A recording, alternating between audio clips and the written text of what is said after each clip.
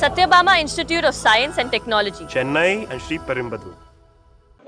நான் கொடுத்த மனுவோட அடிப்படை என்ன அப்படின்னா, ஒரு கட்சித்தாவல் தடை சட்டத்தை இன்வோக் பண்ணணும்னு சொல்லி நாங்கள் ஒரு புகார் கொடுத்து அது நிலுவையில் இருக்கும்போது சபாநாயகர் அவர்கள் மீது அந்த 3 பேர் மீது உள்ள கொடுத்த ராஜினாமா கடிதத்தை ஏற்கலாமா கூடாதா, அதுதான் சட்ட பிரச்சனை.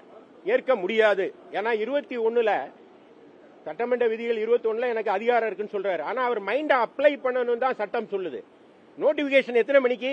நேற்று நைட்டு நோட்டிபிகேஷன் வந்த பிறகுதான் அவங்க கட்சியை விட்டு அவங்களுடைய ராஜினாமா ஏற்கப்பட்டதுங்கிறது நாட் மியர்லி மைக்ல பேசுறது ஆகாது. சட்டமன்ற உறுப்பினர் சட்டசபை பேரவைத் தலைவர் அறிவித்தது ஆகாது. நோட்டிபிகேஷன் வரணும். நோட்டிபிகேஷன் வர்றதுக்கு முன்னால மாடிப்படி ஏறி போய் ஒரு அந்த தாவேக்காவுடைய அமைச்சரை சந்திக்கிறாங்க. அந்த அமைச்சர் அவங்களுக்கு சால்வை அணிவிக்கிறார். அதுவே வரவேற்பு தான். கார்டு கொடுக்கறாங்க. அது எல்லா வலைதளங்களையும் வந்துச்சு. அதுக்கப்புறம் இதை எதிர்ப்பு தெரிஞ்ச உடனே தான் ஃபார்மலா இணைத்தவர்கள் அப்புறம் இணைப்புன்னு ஒரு நாடகத்தை 8 மணிக்கு மேல நடத்துறாங்க. ஆனா அப்பவும் நோட்டிபிகேஷன் வரல.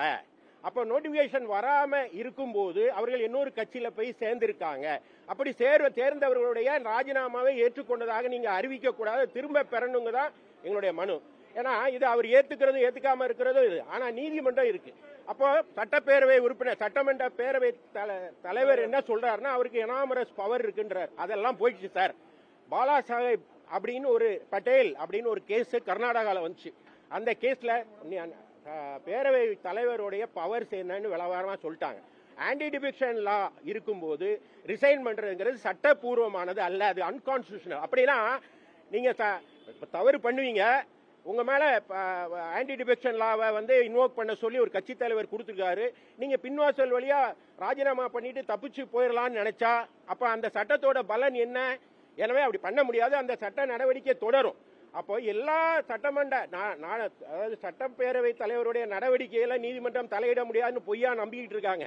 அப்படி இல்ல, எல்லாத்திலையும் தலையிட்டு இருக்கு. PV ரமணா தலைமையிலான சுப்ரீம் கோர்ட் ஜட்ஜி பெஞ்ச் இதை தெளிவா தீர்ப்பு கொடுத்துட்டாங்க. எனவே இது தவறு.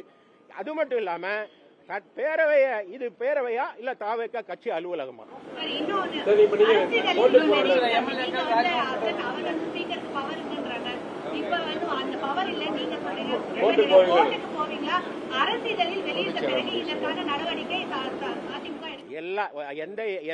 எந்த ஜிஓ போட்டாலும் அதை திரும்ப பெற அதிகாரம் பேரவை தலைவருக்கு இருக்கு. ரிவோக் பண்ணிக்கலாம். ரிவோக் பண்ணலன்னா இது கொஸ்டினபிள். நாங்க அதை நீதிமன்றத்தில் இல்ல அவர் என்ன அது முடிவை சொல்லல. சொன்ன பிறகு அது குறித்து எங்க பொதுச் செயலாளர் கலந்து பேசி முடிவெடுப்போம். Satyabama Institute of Science and Technology, Chennai and Sri Perumbadur.